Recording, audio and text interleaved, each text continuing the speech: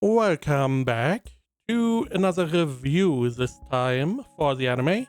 May I ask for one final thing, which had 13 episodes and was airing in autumn of 2025. Synopsis from any list. Scarlet has put up with her fiancé's bullying long enough.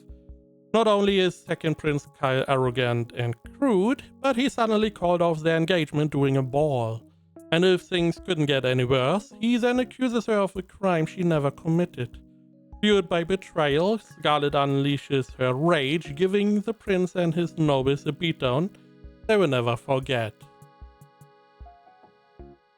So we have more or less a typical villainous start of the story. That is the only part we really share with the typical stories.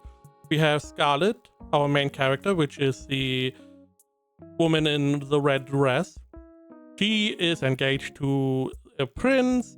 That prince then falls in love with the heroine and, revokes the engagement in an official setting, a ball in this case. The typical villainous kind of beginning, and accuses Scarlet of a crime she never committed. Now the heroine is the pink dressed girl in the back. You also see the second prince in the back.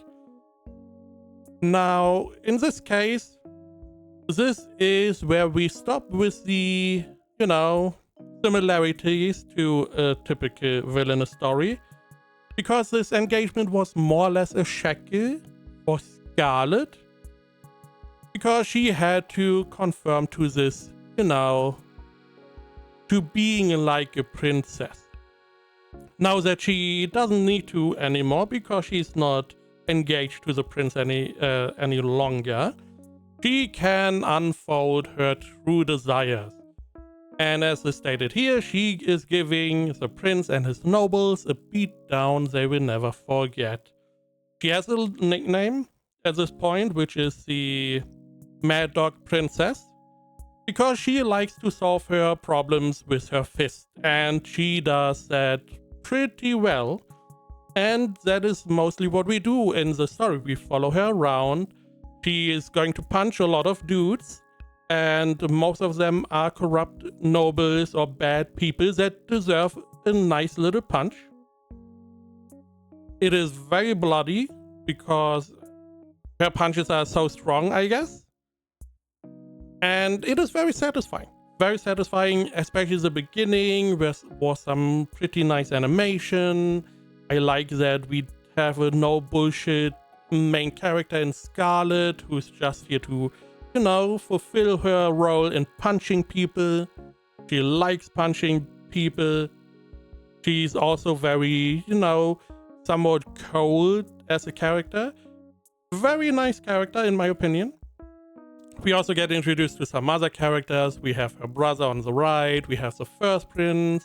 I like him a lot. He's very smart. He is able, he's controlling the outcome of all these situations for the betterment of himself mostly. He's very conniving. I like him a lot. He has a very nice synergy with Scarlet. They have some nice little banter. And overall, it was a pretty decent show. The animation sadly was not as good later on as in the beginning. So, it lost some steam there, understandably. Some of the story bits, especially later on, were a little bit too convenient in some cases. I don't really want to talk too much about the story. Don't want to spoil from the little story that is there. But overall, it's mostly a story about punching. A lot of punching, a lot of people getting what they deserve, which is nice to see. And overall, pretty decent. I found this was a pretty decent show, especially because it went into a whole different direction. We don't have the whole, we are being nice and we don't want to, hurt anyone. She does not care. if you are an asshole, she's going to punch you. And she's going to punch you hard, which is very nice to see. Not much else really to say. I would say this is a show you can definitely watch on the side. You don't need to worry about a lot of things, don't need to pay too much attention. It's just a nice little cathartic show. You can sit back, relax, and watch. AniList has it at 73%. My anime list has it at 7.49. And I would say it seems like a decent show. I would give it a 7 out of 10. Again, something really nice.